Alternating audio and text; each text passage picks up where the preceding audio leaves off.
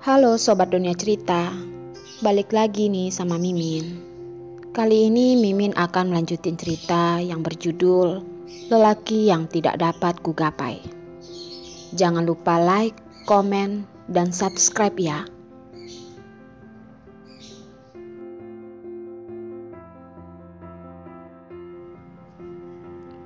Hendrik, bantu aku tanyakan keadaan Derek sekarang. Sekalian, siapkan mobil. Kita pergi.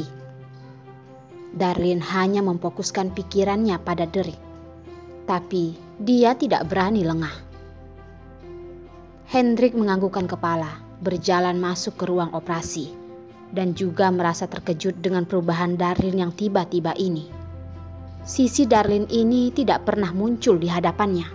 Namun juga membuatnya sangat terkejut. Dia mengerti satu hal dari masalah ini.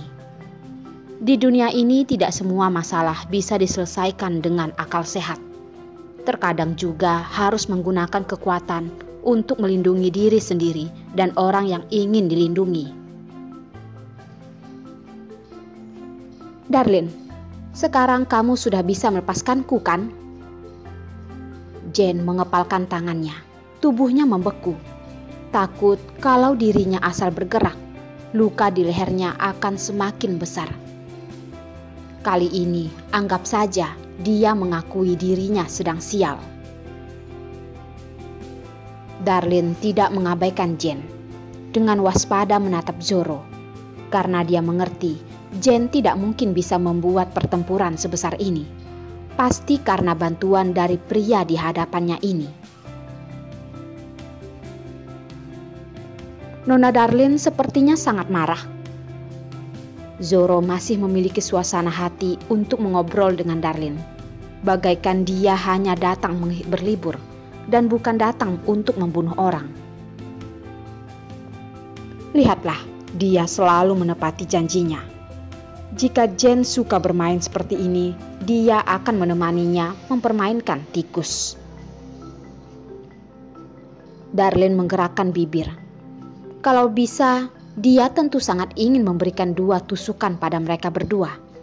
Dia boleh tidak peduli pada dirinya sendiri, tapi anaknya adalah kelemahannya. Siapa yang berani menyentuhnya, dia akan bertempur sampai mati dengan orang itu. Segera, Hendrik keluar dari ruang operasi, menganggukkan kepala pada Darlin dan berkata, "Derek baik-baik saja." Mendengar Derek baik-baik saja, Darlin masih tidak berani merasa lega. Masih ingin menanyakan hasil operasi Derek. Melihat Hendrik mengedipkan mata padanya, dia langsung mengerti maksudnya. Membicarakan keadaan penyakit Derek di hadapan Jane dan Zoro sepertinya tidak cocok. Apakah sudah bisa pergi? Sekarang rumah sakit sudah tidak aman. Dia harus memindahkan Derek ke tempat lain. Hendrik menganggukkan kepala. Bisa, aku sudah menyuruh mobil kemari. Aku juga sudah mengatakannya pada dokter. Mereka akan membantu untuk memindahkannya bersama. Baiklah. Begitu Darlin menguatkan tenaga tangannya yang memegang pisau, dengan dingin berkata, "Berdiri, antar kami pergi dulu." Darlin, sudah cukup. Aku sudah menyetujui semua persyaratanmu. Kamu masih tidak melepaskanku. Jane menggigit gigi dan berkata, "Kalau tatapan bisa membunuh orang, Darlin saat ini sudah mati beberapa kali." Tapi sekarang dia sudah tidak peduli. Setelah Jane melakukan tindakan yang begitu kejam, di dalam hatinya hanya ada rasa marah dan dendam. "Berdiri," ucap Darlin tegas. Jane langsung merasa pisau semakin mendekatinya. Tidak berani bertengkar dengan Darlin lagi. Menahan rasa marah di hatinya, dengan patuh dia berdiri. "Tuan Zoro, tolong ikut." Wajah Darlin yang putih dari tadi sudah bengkak dan ekspresi di wajahnya sudah tidak terlihat jelas. Ditambah dengan wajahnya yang tidak berekspresi, terlihat begitu mengerikan. Saat seseorang bahkan tidak lagi takut mati, tidak ada orang yang bisa menakutinya. Zoro menatapnya, tersenyum. Ucapan yang dia katakan malah begitu sopan. Sama sekali tidak seperti pembunuh yang kejam. Kalau begitu, maaf merepotkanmu Nona Darlin, memimpin jalan. Hendrik memerintah bawahannya yang tersisa untuk menarik mayat yang ada di koridor ke samping, mengantar Tandu dari ruang operasi keluar. Zoro benar-benar adalah pembunuh kelas atas. Sebelum masih, dia sudah menyuruh bawahannya menutup seluruh pintu masuk gedung. Walaupun suara pistol tidak berhenti, di luar tetap begitu tenang. Hingga para pasien dan keluarga melihat wanita dengan sekujur tubuh penuh dengan luka mengarahkan pisau di tubuh seseorang wanita. Mereka baru tahu, ternyata di dalam rumah sakit terjadi pembunuhan. Semua orang pun menghindar, bersandar di dinding dan menundukkan kepala, tidak berani asal melihat. Untung Zoro lumayan menepati janjinya. Sepanjang jalan, dia sama sekali tidak membangkang. Saat mereka keluar, mobil yang Hendrik persiapkan juga sudah tiba. Darlin menunggu sampai mereka memasukkan Tandu Derik, lalu menyuruh Jen mundur dengannya. Darlin, kamu naik dulu. Hendrik khawatir membiarkan Darlin yang terakhir naik ke mobil. Darlin tidak membalikkan kepala. Kamu naik ke mobil dulu, aku akan segera naik. Hendrik tahu saat ini bukan waktunya untuk berdiskusi, juga tidak mengulur waktu. Duluan naik ke mobil, tangannya terus diletakkan di pegangan pintu, setiap saat bersiap untuk menariknya. Darlin, sekarang kamu sudah puas kan? Cepat, lepaskan aku.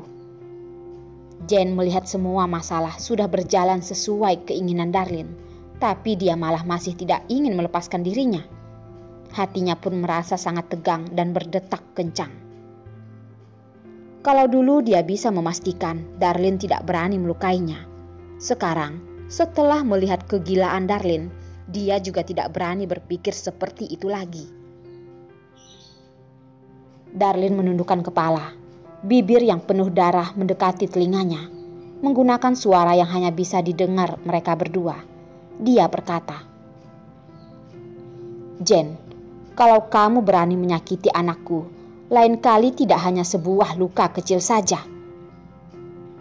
Tertegun dan menambah. Dan ingat, di dalam hatimu Yos adalah barang yang berharga. Di dalam hatiku, dia bukanlah apa-apa. Kedepannya semakin bukan apapun lagi. Kamu? Jen ingin membantahnya. Memikirkan dirinya masih berada di tangan Darlin, dia hanya bisa diam saja.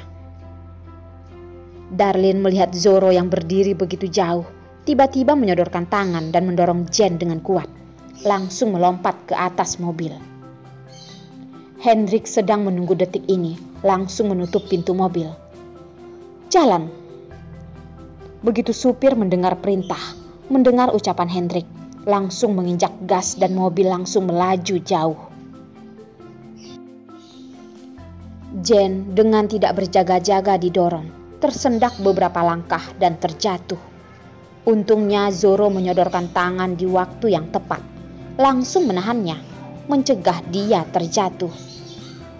Siapa yang tahu Jen begitu tidak tahu berterima kasih, langsung mendorong Zoro dan menampar wajahnya, menjerit dan berkata, Bajingan, bagaimana kamu melindungiku? Membuatku diancam oleh orang keji itu. Masih tidak cepat, kejar dia. Zoro hanya memalingkan kepala. Mata kecil itu terlihat begitu dingin, menatap Jen hingga membuatnya ketakutan. Jen tiba-tiba teringat, pria di hadapannya ini bukanlah bawahan yang bisa dipukul dan dimarahi sesuka hatinya. Dalam hati mulai kacau. Takut orang yang di depannya marah dan langsung membunuhnya. Zoro bagaikan mengerti pemikirannya, dengan nada tenang berkata, Jen, kamu tenang saja. Aku tidak akan membunuhmu. Aku begitu mencintaimu. Tidak menunggu Jen menghela napas, dia langsung berubah. Jarinya menempel pada luka di leher Jen. Dengan penuh makna berkata, "Tapi aku tidak suka orang lain memukul wajahku. Apakah kamu mengerti?" Jen merasakan lehernya kesakitan, mengerutkan dahi, melihat ekspresi yang dikatakan lembut di wajah Joro. Keringat dingin langsung bercucuran di punggungnya. Tenggorokannya tanpa sadar menelan ludah. "Ya, aku mengerti," ucap Jen. Zoro sepertinya sangat puas dengan kepatuhan Jen. Ekspresi mengerikan langsung berubah.